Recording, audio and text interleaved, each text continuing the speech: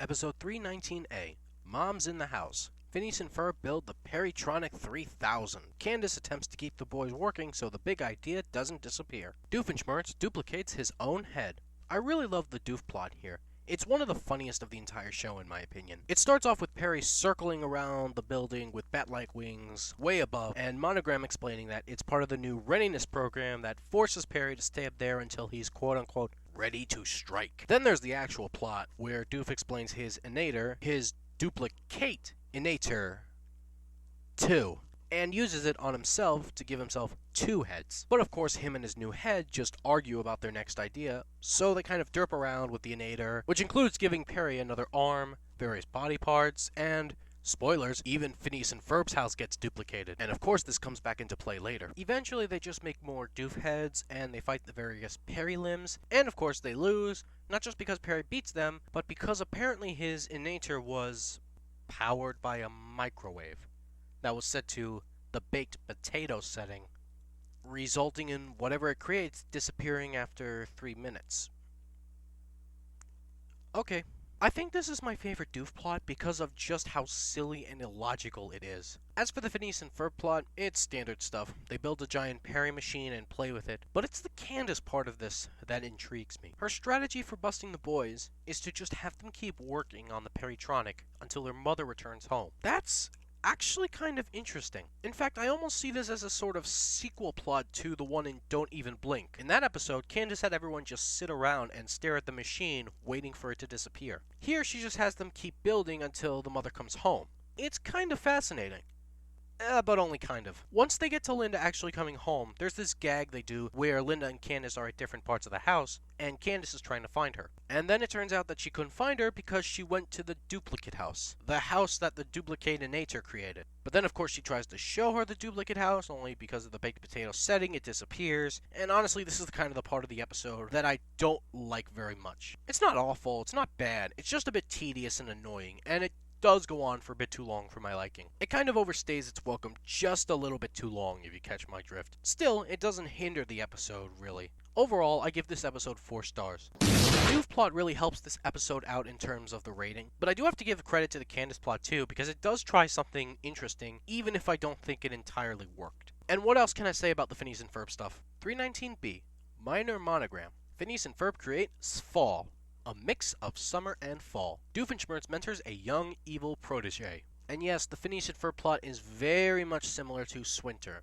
In fact, the episode actually even references that fact, and I'm fairly certain that was the joke and the intention. There's an argument to be made that when a show repeats concepts, it's lazy, and I don't think that necessarily excuses this show doing this again, but on some level, I also like it when the show references its own continuity, because it shows me that the writers and the people behind the show do respect their previous work. In an episodic show where everything resets itself, you don't really expect it very much. Now with that said, unfortunately the Fall plot here isn't all that interesting or funny. I like the musical number, and I do like the ambience, and there's nothing really bad about this episode. I just think Swinter did it a little bit better. The more compelling stuff is with the Doofenshmirtz plot in this episode. So this episode introduces Monty Monogram, Francis Monogram's son, and they do that cliche where the father wants the son to follow in his footsteps, but the kid refuses, except they subvert it, where Monogram wants Monty to avoid his job of fighting evil, when Monty openly wants to follow that path. No, instead, Monogram wants his son to become an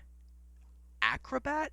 I'm sorry, I just had to laugh at that. And then we see Doof mentoring a young protege named Rodrigo. What the hell kind of name is that anyway? Who turns out to be truly evil. Who not only rebubs every single evil lesson Doof gives him, although who can really blame him? He talks about the value of backstories and explaining your plan to your nemesis. I mean, it's all funny, but in that context, it's kind of stupid too. And bombards his plan of using propellers to lift the tri-state area into the air until he's made leader, and turns it into literally using the propellers to rip the tri-state area in half. Yeah, it's pretty out there. Thankfully, Monty swoops in after Perry sends out an alert that Monogram ignores because he's too busy living out his delusions with Carl. That was really funny though, and saves the day. And then Vanessa takes an interest in Monty. So on the whole, this episode is just really enjoyable. The Doof plot takes the cake, but the Phineas and Ferb stuff isn't half bad either. So, 4 stars. There is one major complaint that I do have to make though. See that quote over there? So this episode establishes that Vanessa and Johnny are broken up, and so Vanessa decides to stop going for quote-unquote bad guys, and wants to try a good guy. What bugs me is that the breakup scene is essentially non-existent. We get the scene at the beginning with Vanessa saying that quote over there, and that's pretty much it. Sure, she mentions it briefly to Doof in the middle of the episode, but that's just not enough. What's even more baffling is that we had just seen Johnny in the episode Skiddly Whiffers. So why couldn't they have done something where they flash back to the Skiddly Whiffers episode and show the breakup happening in the woods or something? Like a scene that happens at the campfire at the end. What I'm saying is it feels just so sudden and so out of nowhere. And since we barely see Johnny in the show anyway, especially after this episode, it kind of feels irrelevant. Ultimately, in the grand scheme of things, it's not a huge deal, and it barely affects the show, but it's the little things that happen to grind my gears, man. And now we return to the time shift episodes. Episode 320, Excaliburb. Medieval Phineas and Ferb set off on an epic quest to defeat an evil sorcerer. This is not only my favorite of all the time shift episodes, this might just be my favorite episode of season 3. First of all, it's not really a true time shift episode, more like it's a story within a story. The episode starts with Monogram in bed and Carl offering to read him a story. And already I'm hooked on the episode. He reads Monogram a story about how medieval Phineas and Ferb are brought onto a quest to stop the evil sorcerer Maleficent, and they round up the gang consisting of Baljeet, Buford, and Isabella, who takes the form of a sprite in the story, and they look for an enchanted sword that's believed to be the only thing that can stop him. Actually, you know what? I'm just now realizing the similarities between this and the concept of Samurai Jack. Meanwhile, this version of Doofenshmirtz plans to use canned meat to take over the Tri-Kingdom area.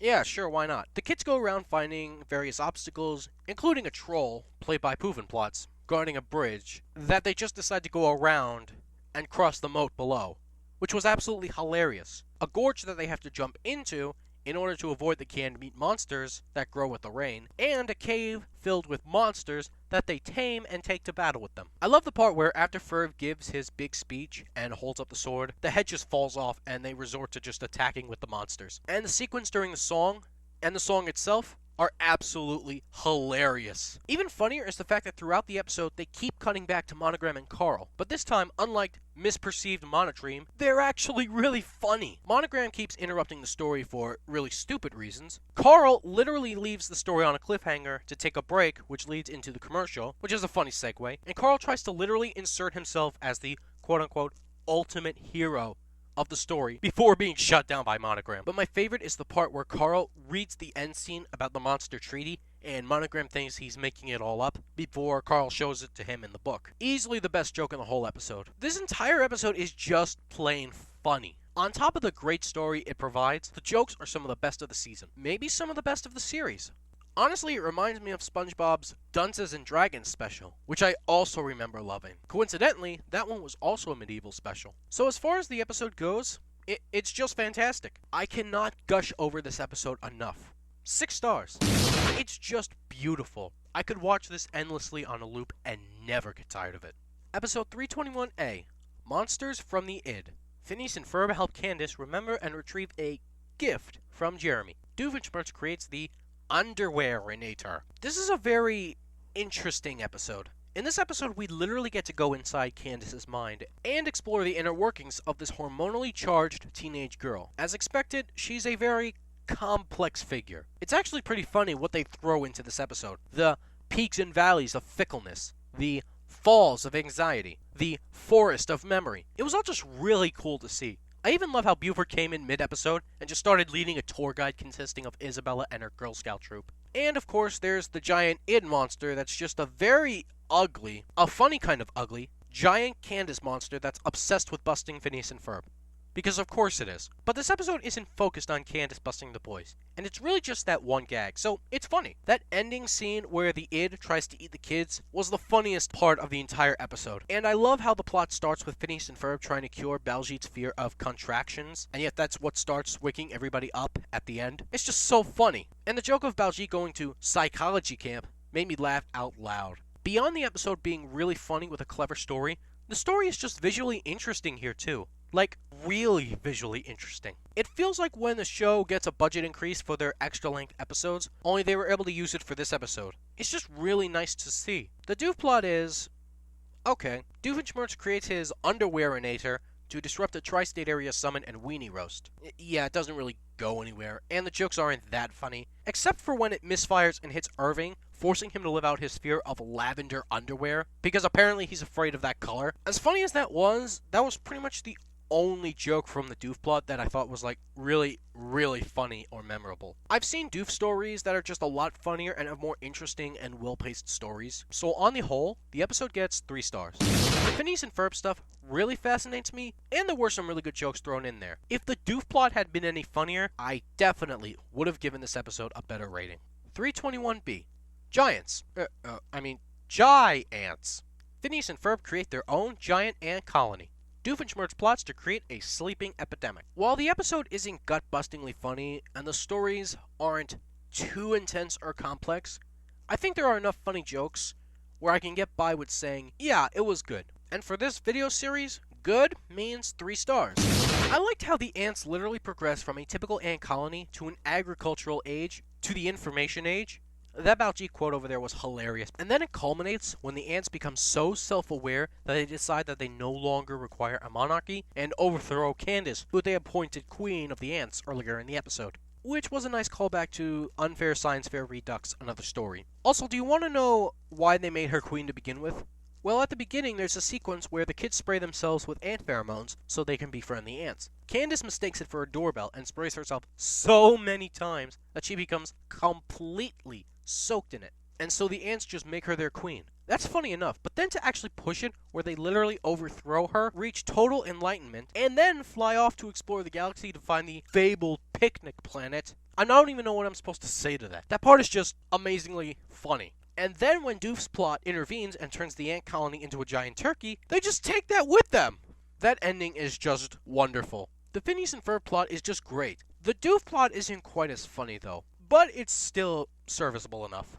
So he wants to use turkeys to create a sleeping epidemic in Danville. You know, because turkeys contain a chemical that makes people get really tired really quickly. Honestly, I think one of my biggest complaints with this plot is that it's a really interesting idea that I think should have been given more than a B spot in an 11-minute episode. It sounds like an idea that has potential for 22 minutes, or hell, even one of the hour-longs, but that's a minor complaint. There's not really much else here besides the fight sequence, and the end where Doof gets his head stuck in a turkey, so Perry helps him get out of it, blasts his hover car so it turns into a turkey, and then he crashes into the ground. That's really pretty much it. It's nothing that special, but I can sit through it fine and enjoy it even if I don't really cackle through it. Honestly, had the Doof plot just been a little bit funnier, I think I would have been able to give this episode 4 stars. 322A. Agent Doof. Doofenshmirtz tries to become a good guy, but his latest innator accidentally turns Phineas and Ferb into babies. From what I've seen, a lot of people don't seem to be crazy about this episode, and I don't quite get it. Don't get me wrong, I don't think it's a masterpiece, and I can understand the criticisms, but I do think it's a bit overhated. But only a bit. I actually kind of like this episode. Here's the thing. The first time I watched this episode, I went in under the interpretation that I'm supposed to take the Doof going good thing seriously. And when it ended, I really didn't like it. The second time I watched it, I decided to take a different interpretation and just ignore the idea of Doof going good. Like, pretend that wasn't even a plot point in this episode. And because of that, I came out of it enjoying it a lot more. What I think hurts this episode is the fact that they try, and I use that term very loosely, try to take Doof going good semi-seriously. But at no point during the episode do I ever actually feel like Doof is legitimately trying to go good. And I don't mean like Doof is intentionally sabotaging it because he's secretly still evil. No, he's just too incompetent and the atmosphere is just too silly to do that. But as soon as I remove that idea from the equation, the episode is just more enjoyable. Why did they even have that idea here anyway? I mean, to be fair, I did enjoy the epiphany scenes, both of them, but that's pretty much the only thing out of the him going good thing that I enjoyed. Why couldn't they have just made it so Doof is recruited because, I don't know, all the agents are busy with other stuff, or all the agents are incapacitated in some way, and so they're understaffed and they need to recruit someone, and so they decide on Doof because he's like so incompetent with evil that they think he'll just do better at being good by default. Or even, I don't know, they threaten Doof with jail time if he doesn't help Perry with the mission. For me, it just feels like the him trying to go good thing is a very cheap fake out for this episode. With all of that said, I really enjoyed the Doof side of this episode a lot. As far as the other side with Candace, I kind of like it too, just not as much. Her going on and on and on at the beginning of the episode about how it's easy to take care of babies was Well, let's be fair, it was an obvious setup, and you knew where the story was gonna go. But it was still kind of funny to see her actually struggle with baby Phineas and Ferb after they are hit with Doofusinator, including having to stop them from crying in public, buying them toys, and losing them in the baby store. And at the end, I just love the ending where all the kids and Linda get blasted with the Inator and get turned into babies. And Candace finally surrenders to the insanity and realizes that she was wrong. I even like the fourth wall quote at the end where she says, "This had all better be reversed by the next episode." This episode was really, really hard to rate, like one of the hardest to rate. So after a lot of deliberating, I'm giving this episode 4 stars. I just really think the jokes in the episode, especially the Doof plot, are so spit-take funny that I didn't think 3 stars did the episode justice. Now, I can understand where people are coming from in terms of not liking the Candace plot, and even the Doof plot, and while I don't think they did the Doof plot totally great, the jokes in both plots really make up for it. Also, Phineas and Ferb as babies, just way too cute. And now we get to the final of this season's time shift episodes. Episode 322B, Phineas and Ferb and the Temple of Whatachadoon. In the year 1914, Phineas and Ferb set off to find the lost Temple of Whatachadoon. Doofenshmirtz plots to awaken an evil corn colossus. And yes, if you're wondering, the font style on the slide is the style that emulates the Indiana Jones movies. You're welcome. So, this episode is nice. I really like the setting. While I'm not that familiar with the Indiana Jones films myself, the episode at least makes me want to go out and watch them. I love the atmosphere it creates. It starts off with Phineas and Ferb retrieving an amulet and then getting chased down by Doofenshmirtz and Norm. That sets a great tone for the rest of the story. Then they meet up with this episode's version of Isabella, who seeks their help finding her mother who went missing in search of the lost temple. They go on a hunt to find the temple, and when they find it, they run into Doofenshmirtz, who traps them, only for it to be revealed that Isabella kinda double-crossed them. Yeah. But then, she kind of gets screwed over by Doofenshmirtz when he double-crosses her and traps her in the same pit he apparently has her mother trapped in. Meanwhile, Perry is sent on a mission by Monogram. By the way, the Fez joke...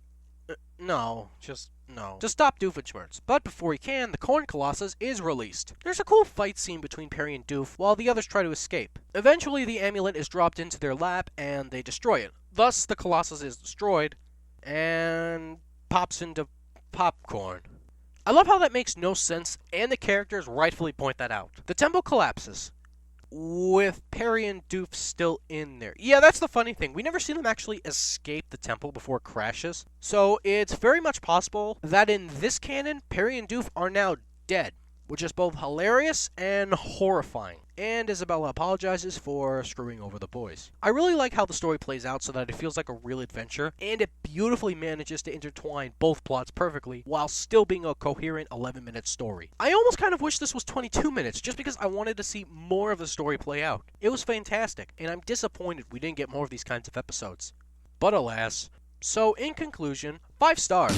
The Fez joke was kind of stupid, but that's really my only significant complaint. And that wraps up all of the time shift episodes for Season 3. All told, we got 2 great episodes, 1 amazing episode, and 1 classic. This was really a blast to watch, and it turned out to be a great quote-unquote mini-series. It's a shame the show didn't do more of these episodes. I guess technically the Star Wars special could count as 1, but I really would have loved to see more of these episodes.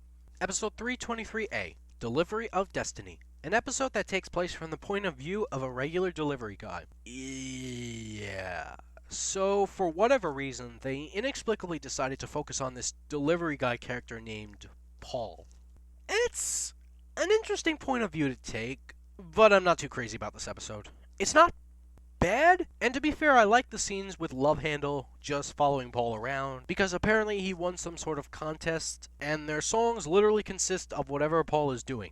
And I guess the part near the end where Carl reveals that Perry is without his nifty tools, and Monogram says that quote over there, that was kind of funny. But honestly, that's really it. Since we don't get to see much of Phineas and Ferb at all, there's really not much of the cool factor here. Sure, we get glimpses of their one-track ride, but not much more. And Doof's plot really doesn't get much focused either, at least until the very end, when Paul delivers Perry's tools to him to allow him to escape his cage. The scene at the end where Monogram actually offers Paul a job at Alka is nice, but it also gives off that feeling of comes out of nowhere, and it really goes nowhere either. There's also this weird conflict that they try to develop where Paul has a bit of an existential crisis in thinking he might not want to be a delivery guy anymore after he screws up a job and gets chewed out by his boss, who happens to be his father. But it really doesn't go anywhere because we don't see his father again after this scene. This is an interesting idea that just doesn't hold my attention. I think part of the issue is that the episode almost tricks you into thinking the crisis is going to be the focus of the episode. But one, the father never shows up again, and two, this really isn't brought up again until the very end after Paul rejects Monogram's job offer. So when he gives his spiel about finding his place in the world, you're just reminded again of the conflict they tried to woven into the episode and failed. I don't know. I just think this is a case of botched execution. And not helping is the fact that most of the jokes really aren't that funny outside of Love Handle, and even they aren't that funny. So 2 stars. The sad thing is, it really wouldn't surprise me if it came out at some point that there was an idea to expand on the conflict with him or his father that was just cut for one reason or another. 323B, let's bounce. Phineas and Ferb suspend trampolines in zero gravity to bounce all over Danville. Candace is affected by the big idea just in time for brunch with the Johnsons. Doofenshmirtz plots to make everyone tell the truth. The Candace plot in this episode really intrigues me. I was actually really invested. What, with her getting hit by the boys' anti-gravity machine, resulting in her floating around and having to control it while also playing nice with the Johnsons. It was really entertaining and really nice too. The only part I don't like is the ending where Susie gets hit with Doof's Tell the Truthinator and confesses that she's been messing with Candace in the episode. But I'm not entirely sure why I don't like it. Maybe because she's not punished for it and she kind of gets off scot-free at the end. I don't hate it, but it almost feels like it takes me out of the experience. It comes after Linda demands Candace to tell her the truth. This is one of the few episodes where Candace doesn't want to bust her brothers. Granted, it's because she's focused on selfish desires, making a good impression, but even so, she actually has to reluctantly tell the truth, even though she doesn't want to. It's an interesting contrast from what we've seen from her throughout the rest of the series, and it's somewhat compelling. And of course, it's funny when at the end she actually tries to show them what happened, only for Phineas and Ferb to reverse it at the end and make her look silly. The reaction from Jeremy's father just made me laugh so hard. The Doof story is not quite as entertaining, but it's pretty funny in its own right. I love his whole shtick, being that the foundation of normalcy is lies. You know, this episode came out in 2012. Maybe this quote was just ahead of its time. So his plan is to make everyone tell the truth. And of course he uses an Abraham Lincoln robot to symbolize it, which, through a series of events, turns on Doof and tries to kill him, which was actually pretty funny. And of course the Inator picks up the boys' trampolines and makes Candace look stupid. As for the Phineas and Ferb stuff, what do I even need to say at this point? So on the whole, I really enjoyed this episode, and I'm going to give it 4 stars.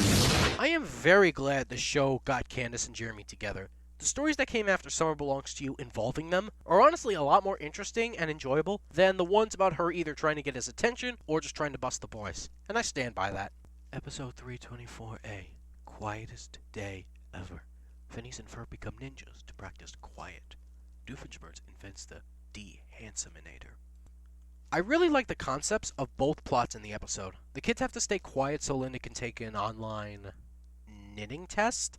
Okay, I like the basic concept of this episode. Phineas, Ferb, and friends become ninjas. The stuff with Linda I don't give a shit about, but the idea of Phineas and Ferb learning the ways of ninja is an idea that really fascinates me. It's another one of those ideas that I wish had been 22 minutes just to see what they could do with it. Before an 11-minute episode, it's fairly entertaining, and I actually like Candace's role too. Basically, she's tasked with keeping everyone quiet in the house so Linda can concentrate, but because she's so worried that they'll ruin things, she goes nuts being all loud and stuff, trying to silence them, and as a result, she nearly ends up ruining her test. Meanwhile, the boys make ninja outfits so they can go unseen, but not unheard. Yeah, that's the part that confuses me a little. Linda wants them to be quiet, and it's made very obvious throughout the episode that the outfits only conceal their appearance, not their sound.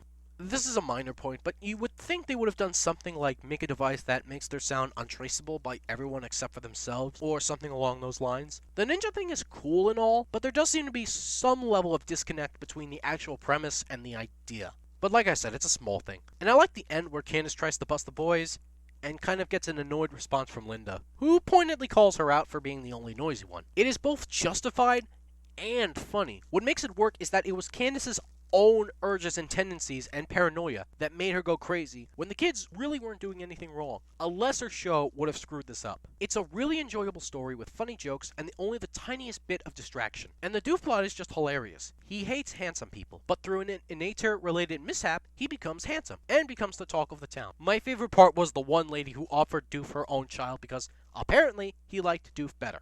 Then he starts reveling in the glory after hating it, and near the end he's almost crowned supreme ruler of the tri-state area by Roger.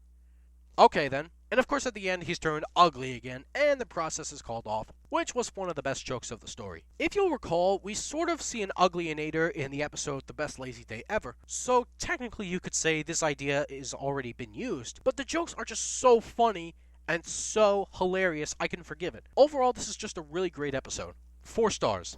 Also, apparently Doofenshmirtz is 47 years old, and he's one of the only characters in the series to ever get an official age. 324B. Bully Bromance Breakup. A spat between Baljeet and Buford results in Buford befriending Doofenshmirtz and Baljeet vowing to live life to the fullest. I remember this episode making me feel a bit uncomfortable when I first saw it. Mostly a good kind of uncomfortable, but that was only because of Phineas' mental breakdown. Yeah, when Baljeet expresses his freedom and desire to climb Danville Mountain, he says he wants to do it completely without gadgets.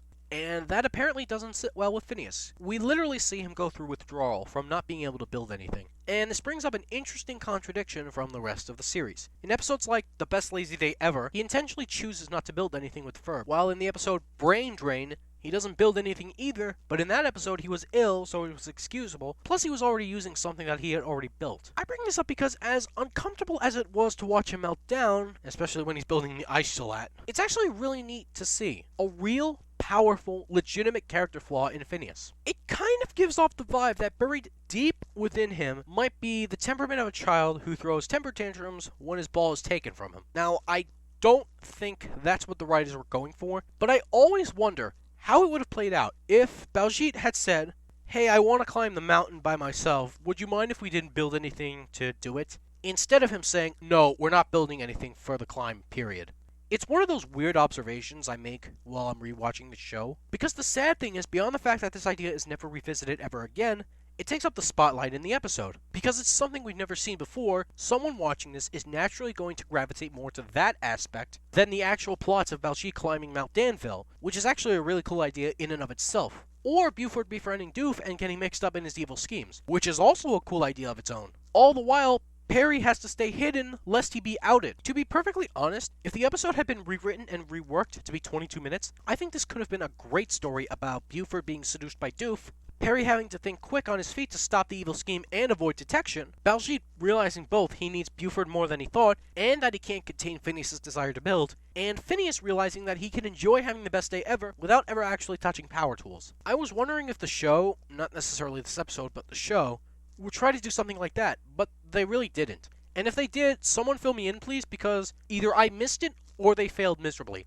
As far as the actual plots go, they're alright in principle, but honestly they don't really go anywhere. It opens with Baljeet and Buford getting into a spat because Buford chose plastic instead of paper. Okay, so they try to make it clear that it's not the only reason Baljeet says he's no longer Buford's nerd.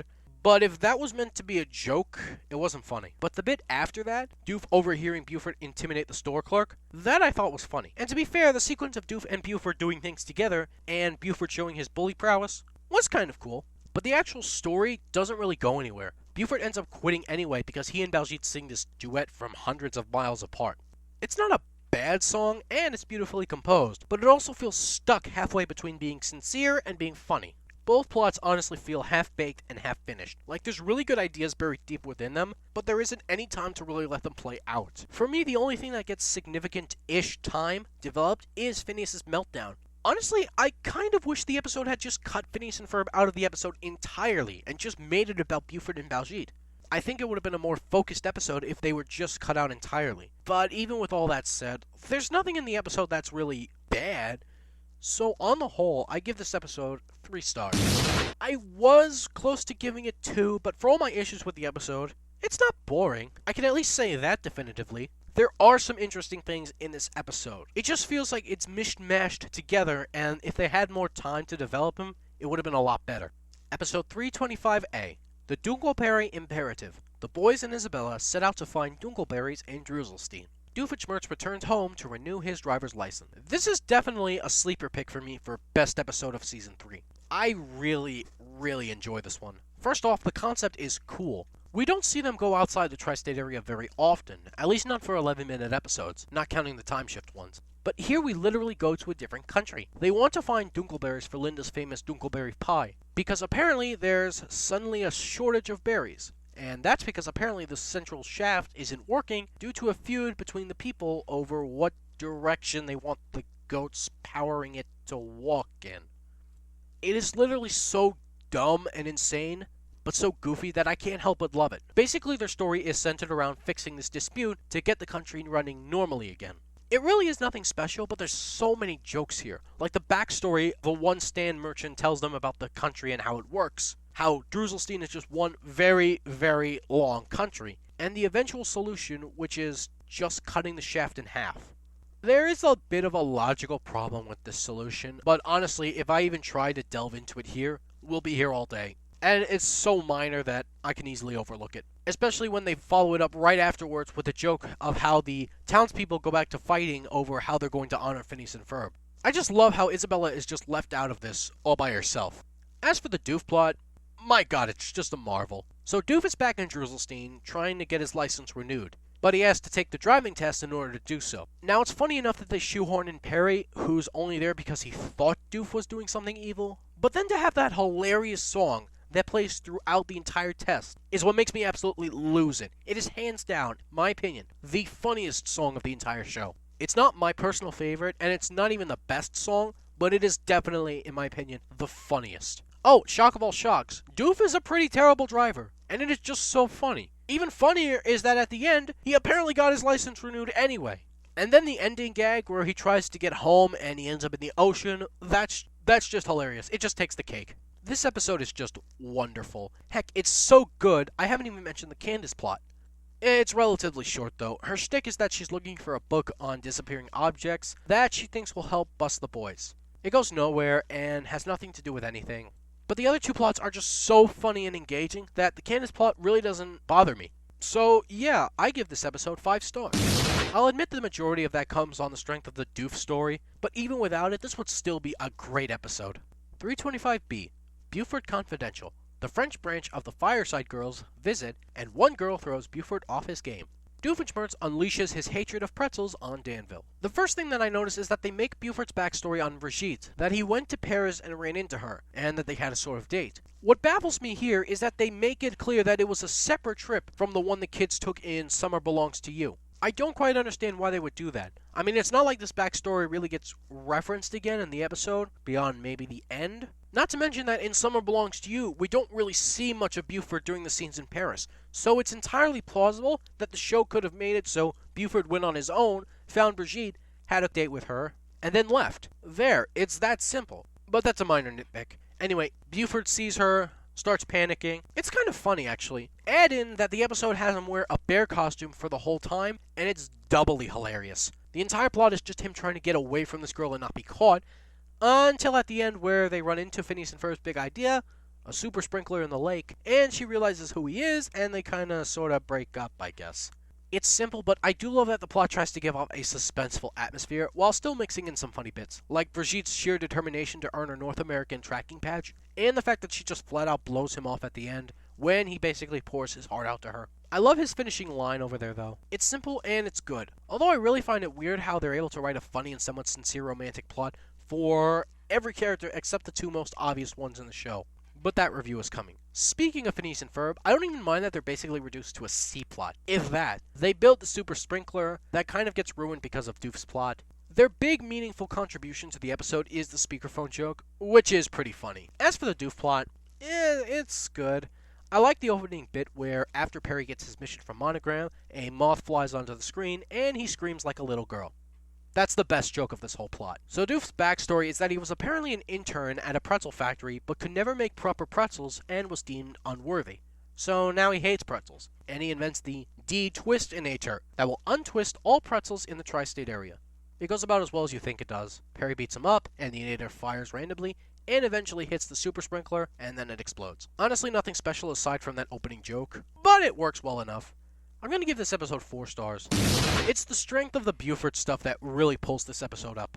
326A, Sleepwalk Surprise. In a reversal of themes, Candace must stop Mom from discovering the big idea. Doofenshmirtz discovers that he's been sleep inventing. This is a fascinating subversion of Candace's typical role. Instead of wanting to bust the boys, she actively tries to divert Linda away from the big idea, in this case jetpack volleyball. And she does this because Jeremy inadvertently comes over and decides to participate, and of course she doesn't want him to get into trouble. That sounds like it would be really captivating, but to be honest, it really wasn't. Nor was it really that funny. Candace does things like pretend to be hurt and force Linda to get a bandage, play chess with her when it's obvious neither of them know how to play. This could have been funny, especially that one joke if Linda knew how to play but Candace didn't. But no, it really wasn't funny. Then at the end, when Linda tries to drag Candace to the garden, she fakes a call and puts Linda on hold. Then at the very end, through a series of Doof-related events, she ends up with confetti falling on her and a cake in her hands, and Linda thinks she was hiding a surprise for her and Jeremy's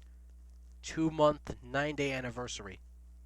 Okay, that was kind of funny, admittedly, but that's really the only one that was funny for me.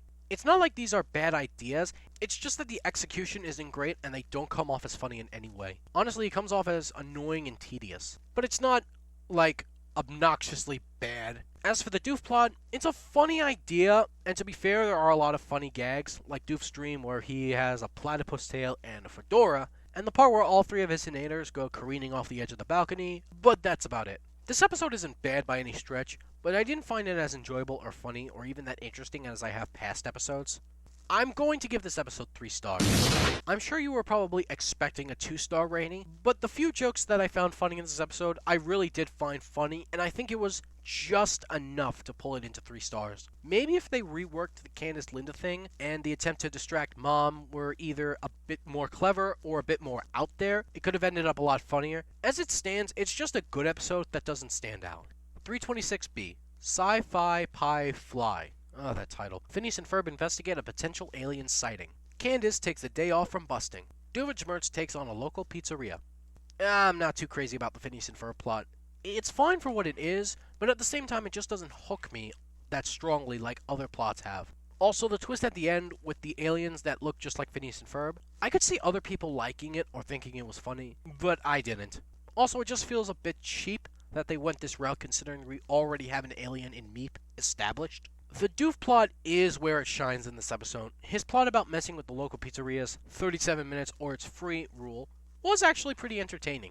And I really love the gag at the beginning where Monogram uses a puppet show and a song to give Perry his mission. And as the whole thing falls apart at the end, I'm just laughing my butt off. The plot I'm scratching my head at is Candace's. First off, we already have an episode that did the "she's not gonna bust her brothers" plot in Phineas and Ferb Hawaiian Vacation. The only difference here seems to be that she's completely committed to it the entire way through. While it's nice to see her do this, despite the fact that she passed up a chance on the golden platter to bust the boys, it's not a compelling story. And unlike Hawaiian Vacation, there isn't someone to take over the busting duties. That's why it worked in Hawaiian Vacation. I guess I kind of liked the non-reaction song, but that's it. And to the episode's benefit, they kind of do here what I suggested in Hip Hip Parade, in having another character try to get Candace to bust, but she refuses. But that's the only other highlight I found to be nice. And even then, it wasn't really funny. So after a lot of deliberation, I've decided to give this episode 2 stars. For as much as I enjoy the Doof plot, it's not nearly funny enough to justify bringing the episode up. I'm sure others will feel differently, but the Phineas and Ferb plot doesn't do anything new for me, and the Candace plot is just very forgettable. Episode 327, Meepless in Seattle. Meep recruits Phineas and Ferb to help protect his world from the evil Mitch. Doofenshmirtz encounters Peter the Panda, and the Wrath of Perry. I adore this episode, I really do. It's the long-awaited sequel episode to Season 2's The Chronicles of Meep. That was originally intended as a joke, but the fans wanted it so much that the crew ultimately decided to do it. I love how the episode tries to work all the elements from the trailer into the episode. I don't think they succeed, but I give them points for trying. So the story this time is Big Mitch is after an element called Cutonium, that he plans to use to become the cutest creature in the galaxy and take over Meep's world. So they have to go and find it before Mitch does. Their travels take them to Seattle, where, unfortunately, Doof finds it first. While visiting Peter the Panda. Yeah, Perry's not too happy about that.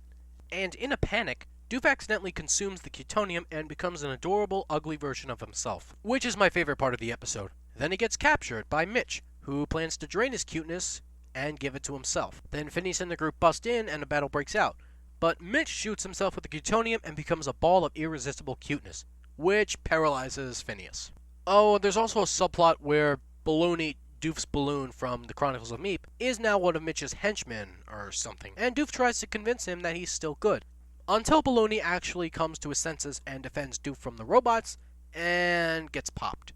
And to be honest, the scene is actually pretty damn somber. Like, more than I expected. I mean, it's a balloon, but they do a good job of making you feel bad for Doofenshmirtz here. Anyway, Isabella eventually snaps Phineas out of his trance, and that makes Phineas come to the conclusion that they have a weapon of cuteness in Isabella, convincing her that if she fights Mitch's cuteness with her own, she'll win, because according to Phineas, her cuteness goes right down to her core, and is a scientific fact. Remember that part for me. But yeah, she out-cutes him, he reverts to normal, and is taken away, and at the end, Perry returns Doof's friend Balloony to him, all repaired and stuff. And there's a hilarious montage of them doing stuff together at the end. That was a great gag to end on. The entire episode is fantastic. It's a great follow-up to The Chronicles of Meep, but it left me wanting even more of these adventures, especially with Meep. It's a shame that the third Meep episode never happened, but I guess you never know what the future can hold. I did think it was somewhat unnecessary to throw Doof and Peter the Panda into the story, at least in terms of as a callback to It's About Time, because clearly it shows that Doof has not learned his lesson. But, you know what, whatever. Oh, and I should also mention there's a plot with Candace where she tries to do a sacrificial bust, in that she tags along so that when Linda busts her, she'll also have to bust the boys. Guess how it goes? No, really, guess. But honestly, it doesn't get much attention, so it's not really that annoying. It was actually kind of funny at the end where Linda busts Candace for not taking out the garbage. Because of course. This is a 5-star episode. It's just fantastic. And now here's the part of the review where I talk about a random observation that nobody actually cares about but me. Did anyone else think that the stuff with Isabella and Phineas was actually going to go somewhere? I don't mean this episode, but in the future. I sure did. It was a nice follow-up to the first Meep episode where Phineas shows awareness of Isabella's cuteness. Here, he flat out states that he thinks she's cute because it goes to her core and is a scientific fact. But for some reason, she doesn't accept it. She's visibly bitter that he doesn't say exactly what she wanted to hear, even though in his own way, he essentially already admitted what he thinks of her. At the time this aired, I didn't think this was necessarily a bad thing, only because I fully expected that when they ultimately did the Isabella Phineas-centric episode, this would come back into play. Obviously, that didn't happen. Unfortunately, I couldn't find the source, but I recall a post where former writer John Colton-Berry essentially laid out Phineas's mindset about his feelings for her, in that he sees romance essentially as a formula and doesn't quite understand the human side of it, but that he most likely does feel strongly for her, but either doesn't pay attention to it or doesn't understand how to express it. I think that was a great and perfect way to frame their relationship, and it would have been a great place to explore and do a nice story on. But that didn't happen. But that's for a future review, and chances are you already know what it is. Episode 328A, The Mom Attractor. Candace convinces the boys to build a device to attract Linda to the backyard. Doofenshmirtz invents the Baby Cryinator. This one is meh. Yet the Candace story is an interesting idea, a machine that literally is built to attract moms, but it's not very funny and the hook dies very quickly. The ending scene where the mom attractor and Doof's device walk off into the sunset was pretty funny, as was the scene with the moms who wandered to Doof's lair and leave cleaning it up, but those are two scenes and they're not that funny. Honestly, this is just forgettable. 2 stars. I appreciate Doof's self-awareness in acknowledging his previous baby-related scheme in The Baljitos, but that's just one little token of continuity. It doesn't really add anything. 328B, Cranius Maximus. Phineas and Ferb build a helmet to help Baljeet regain his mental edge. Doofenshmirtz plots to find the key to the city. It's rare I get an episode where I really like the Phineas and Ferb plot, but don't like the Doof plot. This is one of those episodes. The Phineas plot is actually interesting, helping Baljeet regain his mental edge, because he's convinced that Summer has made his brain atrophy. But then he becomes so intelligent he looks down upon his peers and eventually turns into a tyrannical maniac. And the others have to get the helmet off of him before he takes the Earth's atmosphere and places it on the moon? Just so everyone can have a better view through a telescope? What? That doesn't even make sense by evil madman standards. And yet, to be fair, that's what makes it so damn funny. And I love Baljeet's reaction after he realizes what he's done and how he can't stop it. But eventually it is stopped and Buford gets a hold of the helmet and builds a wedgie machine with it. because of course he does. There's just a lot of good gags in this plot, like how they fool Baljeet with life-sized mannequins and cardboard effigies. That was really funny. What I question, though, is the decision to give Baljeet this plot, because he was already intelligent enough, and to be honest, the joke at the beginning about how it takes him 3 minutes to figure out how to give himself a CAT scan, I don't actually find it very funny. But from what we got from the plot overall, I really enjoyed it. The Doof plot, however, is a different story. I didn't like it. I know that they're going for the joke about how he doesn't realize the key to the city thing is just a metaphor, just like in Moon Farm, where he didn't realize Green Thumb was a metaphor. The difference, though, is that in that episode, it wasn't the central element of the episode. It wasn't the main focus. It was a joke that started around the beginning and only stayed for as long as it needed to, and then it ended. But here, he doesn't get the clue until the end of his plot, long past its lifespan. I'll admit it was outright hilarious when he got struck by lightning, but that was the only part of the plot that I really liked. Also, there's a dumb joke that ends the episode, where Candace says the device was there a second ago, and Linda replies it pays to be on time, so Candace's retort is to get an alarm clock, but she already has one.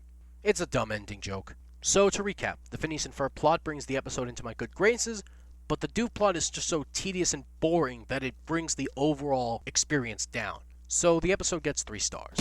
It's very rare that I just out and out don't like a Doof plot. Even in some of the lesser ones, I can always find at least 1 or 2 really good things that I like, that are just so funny or bizarre, I can kind of forgive it. But that's not really the case here. 329A, Sipping with the Enemy. Phineas and Ferb host a magic show. Vanessa and Monty go on a coffee date, while Perry tries to keep them out of Doofenshmirtz's sight. So this is the first real episode after Minor Monogram to have Monty play a significant role. In this case, going on a coffee date with Vanessa. You know, when this first came out, I was intrigued by the idea of the show going for a sort of Romeo-Juliet setup with Monty and Vanessa, with them having to hide their relationship from their parents. It actually seems like something that would be really interesting and open up a lot more story ideas. Unfortunately, with how Season 4 plays out, we really don't get anything like that. We get like 1 or 2 scenes in an episode here or there where it briefly comes up, but for the most part, the Romeo-Juliet thing really doesn't play out. What's even weirder is that John Colton Berry himself even said that when he wrote the storyline out, he had that idea in mind and wanted to take the story to that kind of place. Of course, he left before Season 4, so he couldn't see it through. And I guess the others on the staff didn't quite see it the way he did. This is sort of part of a bigger issue with Season 4, but I'll get to that in the Season 4 review.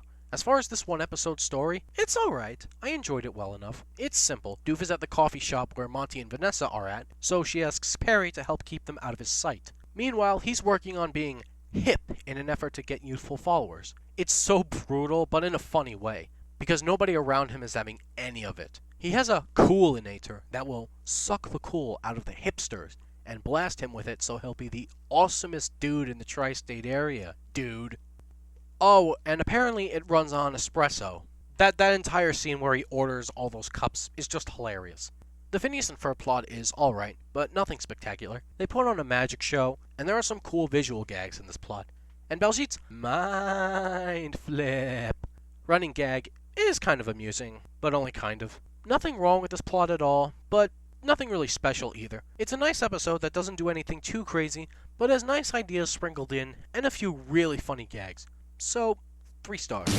It is a shame that they didn't really do more with this potential Monty-Vanessa conflict, but that's not really the episode's fault.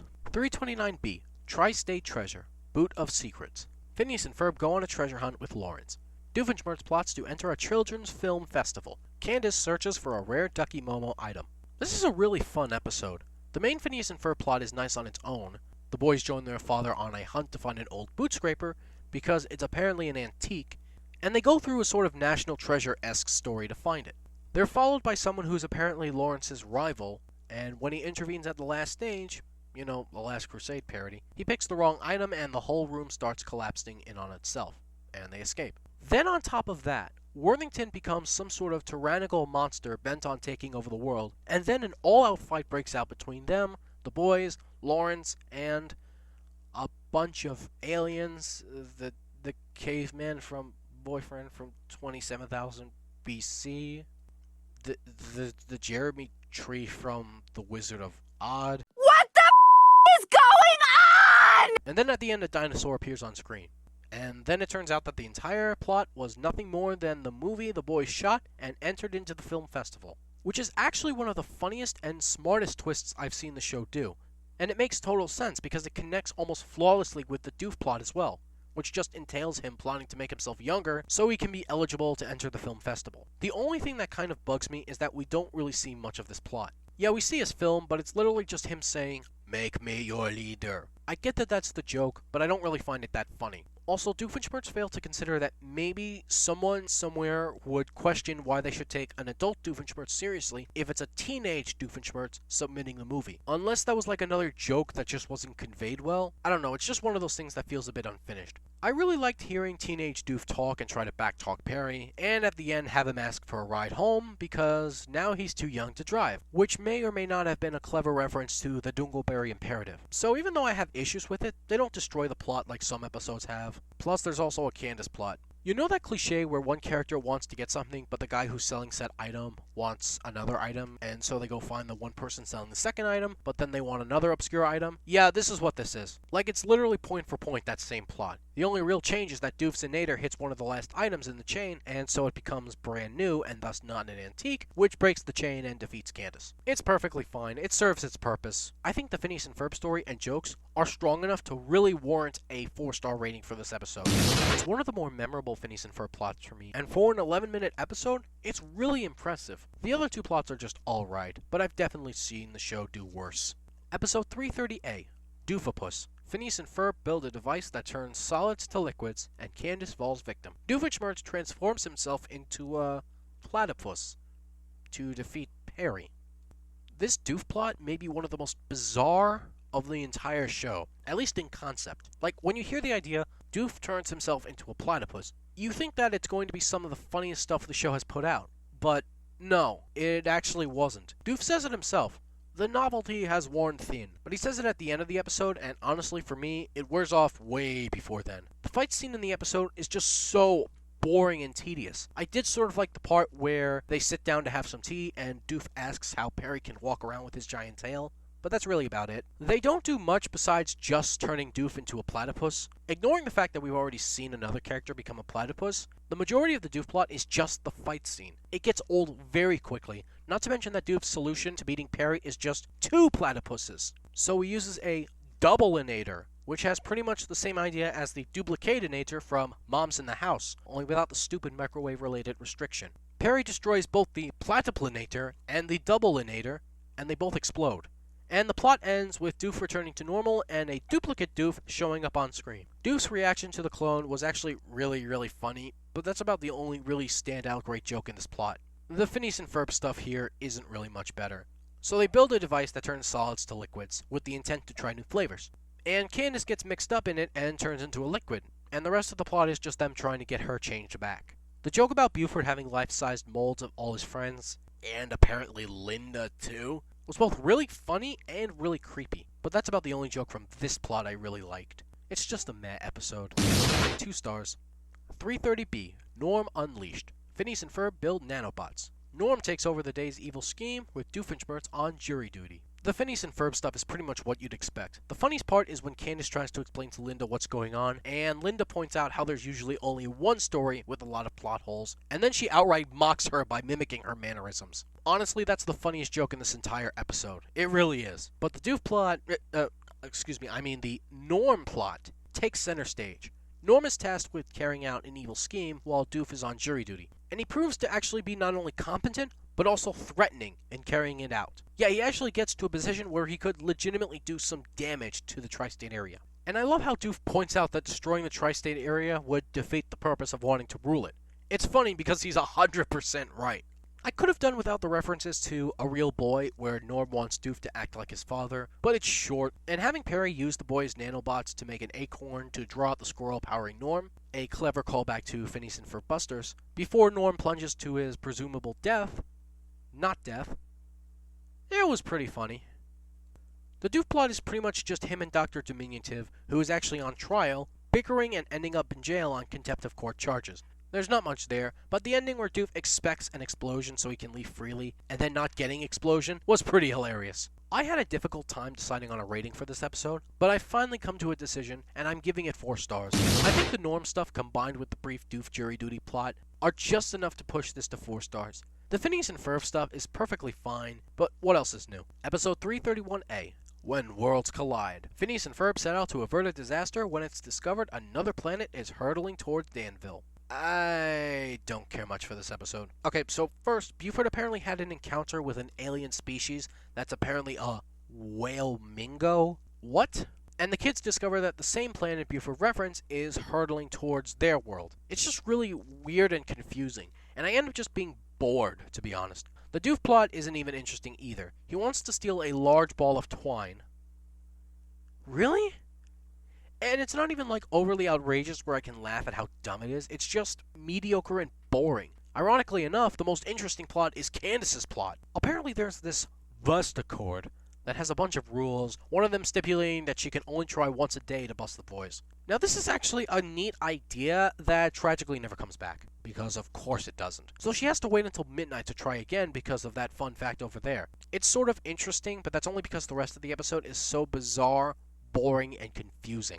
I end up not getting invested in anything because nothing really makes sense. The whale mingo stuff comes right the hell out of nowhere and isn't funny. And of course Candace fails. The only other memorable things are when Isabella tries to hold Phineas's hand but accidentally grabs Ferb's, and the Double Dutch song with Doof-Perry. But that's it. This one gets 2 stars. It's just so forgettable.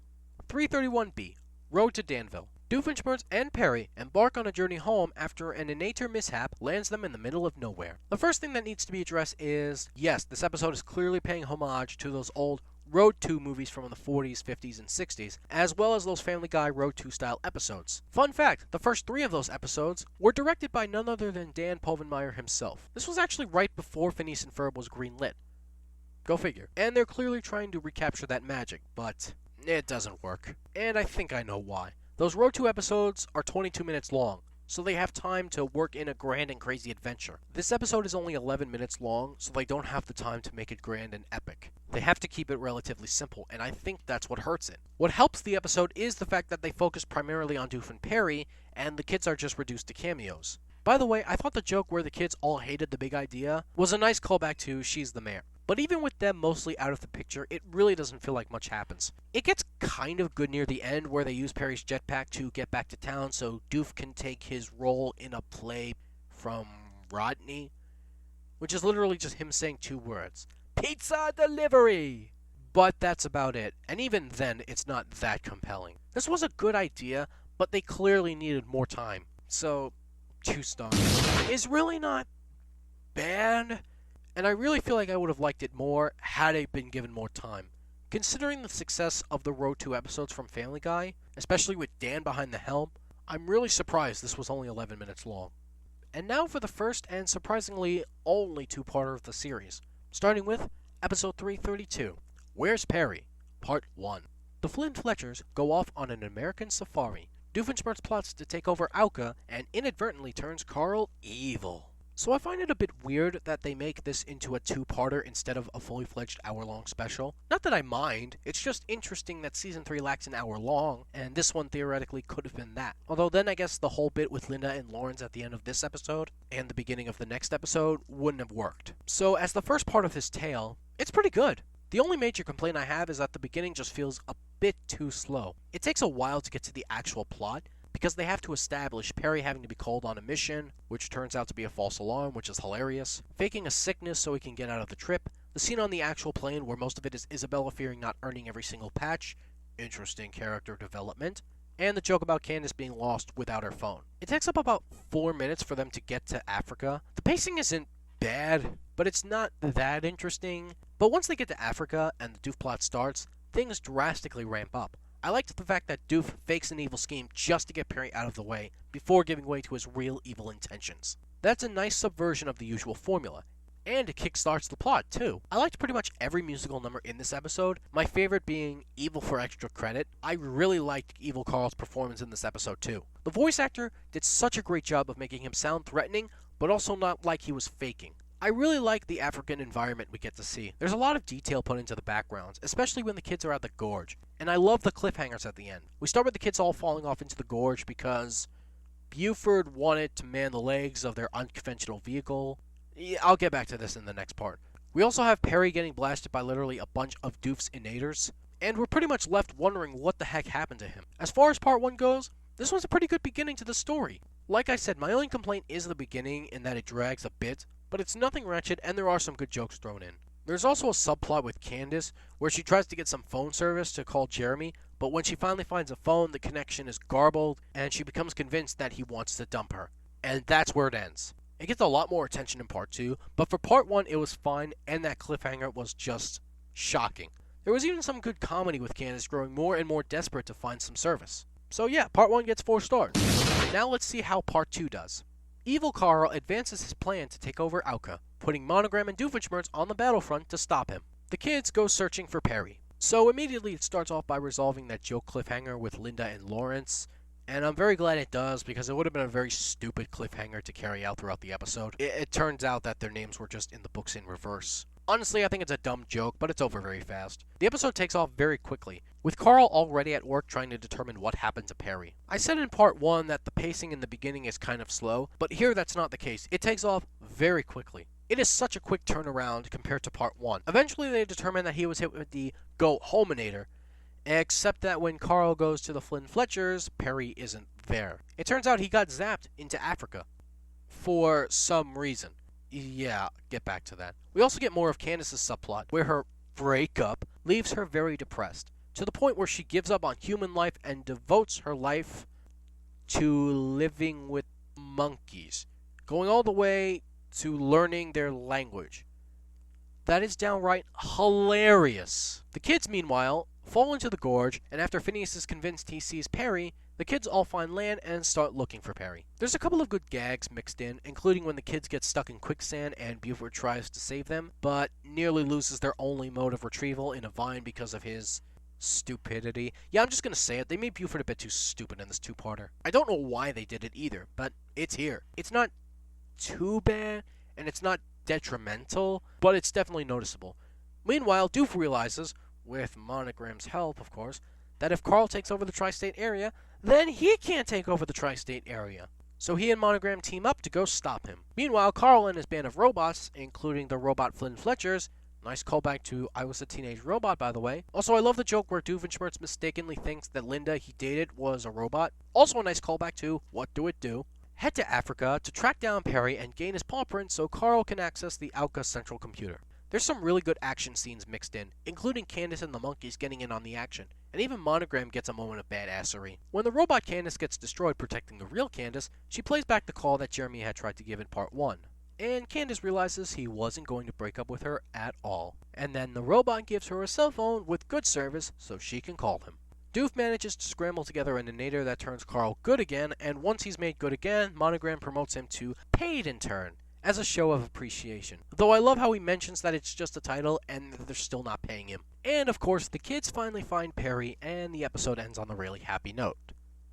For the most part. Yeah, there's one part I have to call out, and that's the explanation for the Go-Hominator sending Perry to Africa. See, Monogram says it was because home is where the heart is, and Perry's heart is with his family. Yeah, no. I see what they were going for, and it is kind of a sweet moment, but it's also kind of stupid. Heck, I really like when Candace at the end is complaining that nobody cares enough to question how Perry even ended up in Africa at all. As the second part of the two-parter, this one really works well. It's very well paced, very tense, and action-filled, with a lot of good drama, as well as some comedy mixed in too. Obviously the comedy is on the back burner, but there's still some good jokes here. The biggest complaint I have besides the Go-Hominator bullcrap is Buford. Look, I know Buford's not the smartest character, but he's not an idiot either. He's gruff, he's brash, he's stubborn, but he's not stupid. But here, he seems really incompetent. Almost Doofenshmirtz levels of incompetent. The quicksand scene I mentioned, Phineas has to clarify twice how he's supposed to throw down the vine so he can pull his friends up to safety. That's not the Buford we've come to know. Thankfully, these scenes aren't so bad, and they're not prevalent in future episodes, so it's not a huge deal. For part 2, I give this 4 stars. I am kind of disappointed that they didn't do more two-parters, because I really am curious what they would have done with it. Episode 334A, Blackout. Wait a minute, this isn't right. Hold on, let me try to find a light switch. There we go, that'll do. Anyway, Blackout. Doofenshmirtz's plan to use pity for his benefit results in a tri-state area blackout. Phineas and Ferb build an unseen big idea. So for this episode, it's good. It's definitely not one of my favorites, but nothing is bad either. I kind of like the mystery element to the big idea, in that we only get glimpses and peeks at what it might possibly be. I know that this episode might be looked at as lazy, since it takes place mostly in the dark, so the animation is actually very limited, but to their credit, I like what they do with the Doof plot. The idea that he'd take advantage of the dark to put his plan to use pity eyes to gain sympathy is absolutely hilarious. My favorite part is the ending, though, when the power comes back on. By the way, that was brilliant to literally have the problem be just flipping a switch and everybody being too lazy to do it. And Doof tries to use his eyes on his brother, only for them to look grotesque and repulsive, but in a really funny way. There's also Candace trying to bust the boys, but she gets tangled in their mystery project. And beyond the parents coming home to not see it there, it doesn't go anywhere. But it's relatively short and harmless. So this one gets a slightly low 3 stars. The Doof plot is... wait, come on, not again. Okay, hold on. Alright, there you go, that's better. The Doof plot is alright, and I think the jokes are funny enough to pull it up to 3 stars, but it is a very low 3 stars. 334B. What I Miss? Phineas and Ferb recount to Ferb their tale of training domesticated squirrels. Doofenshmirtz recounts how he became obsessed with winning contests. This is a really weird one. Firstly, the Phineas and Ferb plot is just the kids recounting a story about how they trained squirrels to live in the wild to Ferb, and by extension, Candace and Linda. It's basically like a flashback within the episode of a previous story, rather than just having the story play out in present time. On some level, you'd think this is an idea that would feel natural and woven into the story seamlessly, but actually, no, I don't think it worked out for me very well. Honestly, between this and what the Doof plot does, which I'll get to in a moment, it feels very cluttered. When I watched this episode, I kept thinking, why did they have to make it a flashback? Why couldn't they have the main story be just the squirrels being trained? Because then you could have a gag where Ferb comes in at the end and they tell him what happened off screen. You still accomplish the same thing you do here. The story with the squirrels is actually one that piques my interest, but because we have to constantly cut back to present day with Candace and or Linda making comments, it takes me out of the experience. And it's all meaningless anyway because instead of busting the boys, Linda praises them for doing such a nice thing, which I'd be fine with if the busting interlude wasn't in this episode. But one plot doing this kind of thing isn't a bad thing. What kills the episode for me is that both plots do it, and it's even more baffling with Doofenshmirtz, because he tells his story like a flashback and not like his famous tragic backstory. He explains that the day before, where Agent R, a rhinoceros, was sent in Perry's place. Gee, that's not an idea I've seen before in No More Bunny Business and Perry the Octopus. And he had a scheme to humiliate his brother, who was hosting a beauty pageant, by dropping a bunch of water on him. Actually, his plan is to technically drop one giant drop of water on him, with the power of his a leaky faucet inator. Nice wordplay, by the way. But his plan goes awry because 1, Agent R doesn't try to stop him, which for some reason annoys him, and 2, when he tries to walk away, the weight on his rocket unbalances, causing it to prematurely launch the water drop. And of course it ends up where the kids are training the squirrels. So the squirrels use surfboards to surf away, and Candace and Linda fail to reach in time so the boys can be busted. Wait a minute. Wait, so you're telling me that Candace is telling the story of something she tried to show Linda yesterday? That makes the entire thing even more tedious and stupid. Come on, we didn't like these scenes the first time! But back to the Doof plot. Doof and Agent R land on the beauty pageant stage, where he rides him like a bull, and he is crowned King Pretty Princess. Okay, to be fair, that was pretty hilarious.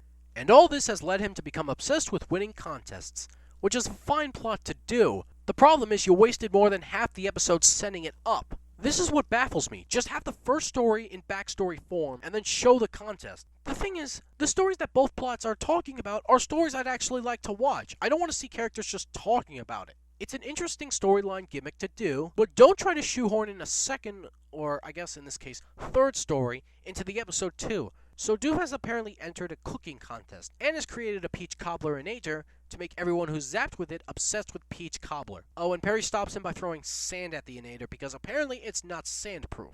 Then it fires once, hits Candace, and the episode ends. That's really it. The gimmick just totally takes me out of the experience. I would have loved to see even more of the squirrels in training, and I would have loved to see them do something with the cooking contest. As it stands, it's a cluttered mess that just doesn't really have a focus, unless the focus is just supposed to be, oh, they're telling a story about something we're not going to show in its entirety. Then congratulations, you succeeded, but you didn't really make an interesting episode. I liked the musical number during the training sequence, and there's a funny joke they do with Buford and rock, paper, scissors, but that's about the only 2 things I really liked here. This one gets 2 stars. I don't fault the writers for trying something different with the way they told the story, but when you get right down to it, It feels cluttered, unfocused, and unsure of what stories it wants to give attention to. And finally, episode 335. This is your backstory.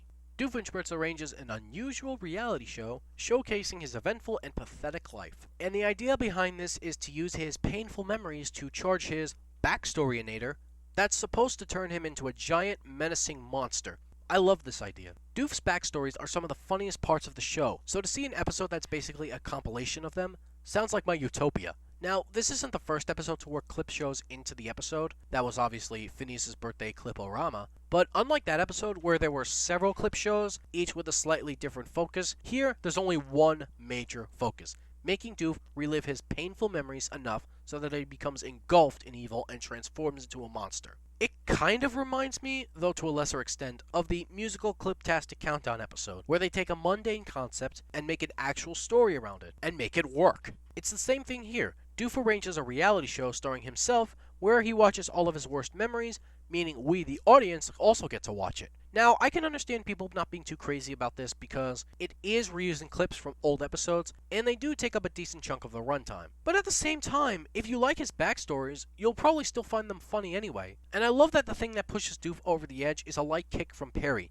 and that's what makes him transform. I also love that what makes him go back to normal are memories of him spending time with Perry. It's both really sweet and really gut-bustingly funny. I love how much the show pushes their relationship, or whatever you want to call it. The only real omissions here are the lack of original song and the lack of Phineas and Ferb. Their plot boils down to them playing table tennis and Candace waiting for something super crazy to happen, and it never happening. That is, until the end credits, where the ball stops midair, begins to hover, and then turns into a vortex which sucks everything up, leaving behind only Candace and a blank space. That is such a funny ending, and her reaction is priceless. It wouldn't be surprising to hear people not like this episode because of the gimmick and because of the use of the clip shows, because it might be seen as lazy. Personally, I think they did it very well, and I thoroughly enjoyed it. So, 4 stars. It's a nice sort of love letter, I guess, to one of their best aspects, and a nice ending to this season.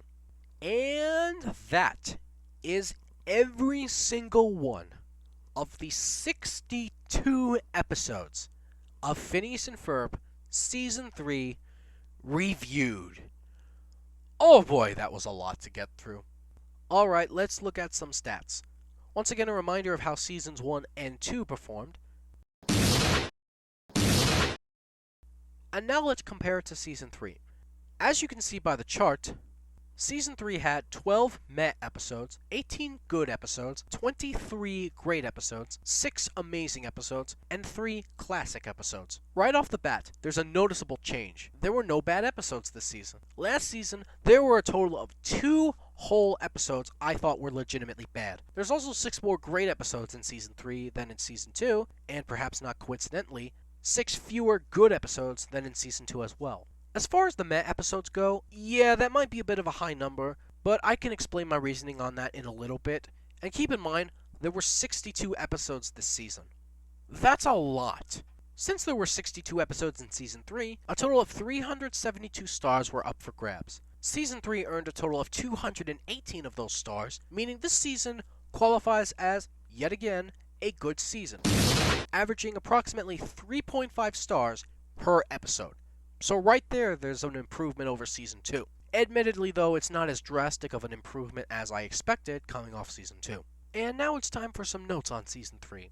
Number 1, Season 3 took more risks than in Season 1 and 2. And by that I mean in terms of its storytelling. Some of those risks paid off big time, like the Where's Perry 2-parter. Now, while I don't think it worked out all the way, it was still risky to both make the episodes how they did and market and broadcast them. For one, there's virtually no control over overseas airing, so it was entirely possible the second part would have been given away before its intended airing in the United States. And also number 2, up to this point we weren't sure if the show could pull off a legitimate, suspenseful mystery and give it a worthwhile payoff, and for the most part I think it did. There's also Phineas' birthday clip-orama, and This Is Your Backstory, episodes that utilize the idea of clip shows and make an entire story around them. Clip shows tend to get a bad rap nowadays because it's seen as very lazy and half-assed, but I think this show pulled it off very well. Not just once, but twice. There was also Ferb TV, which basically tries to emulate Robot Chicken and, in my opinion, succeeds. There's no real plot, you're just thrown into the madness they throw up on the screen. But the jokes are so funny and the situations are so bizarre that you're kind of left just loving it because it's so bizarre and out there.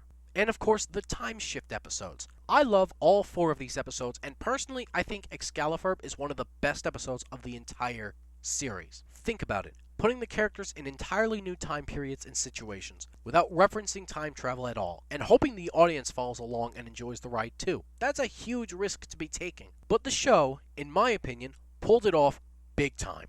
But there were also some risks that didn't pay off, like Blackout and What I Miss. These are relatively minor risks, I grant, but they do feature somewhat of an alteration to how the stories are told. Blackout has the advantage of being told mostly in pitch black, but in some cases it is possible for this direction to be seen as rather lazy because you don't need to do any complicated animations on a pitch black screen. They do compensate for this by giving occasional light, especially during the song, but for the most part it is in the dark.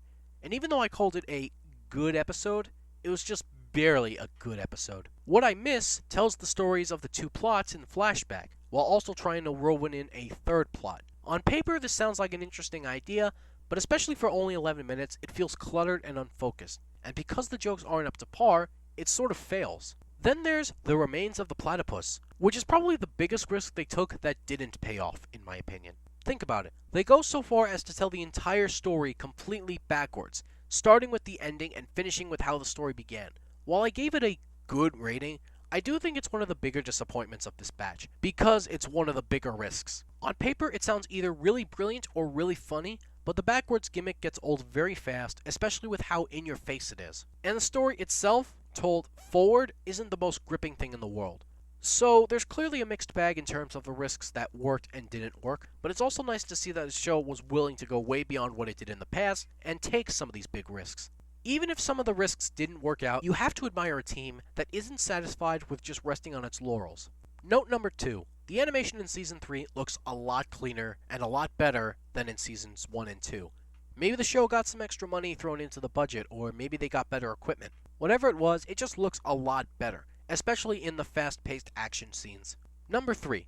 There seemed to be a lot more episodes in Season 3 that either focused on a specific character or characters, or gave us greater insight into a character's makeup. For example, Buford Confidential shows us more of Buford's softer side and how he actually kind of has a way with girls. I know, right? I'm just as surprised as you are. There's also Bully Bromance Breakup, which puts more of an emphasis on Baljeet and Buford's relationship, with Baljeet's hidden desire to be Buford's nerd forever, I guess, and to a lesser extent, Phineas, where we focus on his near breakdown because he's not allowed to build stuff. Now, I have no idea if that was the direct intention of the writing, but that's what stuck out to me. And of course, there's also Meepless in Seattle, for obvious reasons, so moving on.